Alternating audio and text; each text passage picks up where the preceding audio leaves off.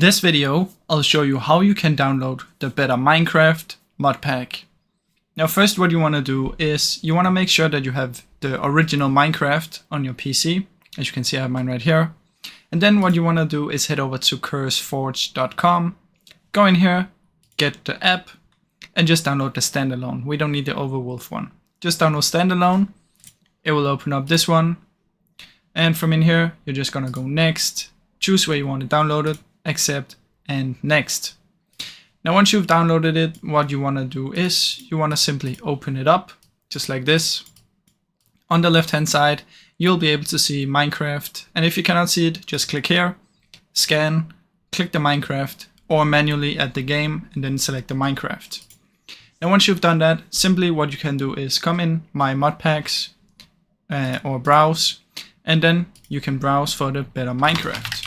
So search for Better Minecraft, press enter, and as you can see here, you have Better Minecraft, and you have different versions of them. So select the one you want, simply click install, and then wait for it to install. After it's done installing, head over to my mod packs and simply press play. That's basically all, guys. There's not really much more to it. I really hope you enjoyed this short video.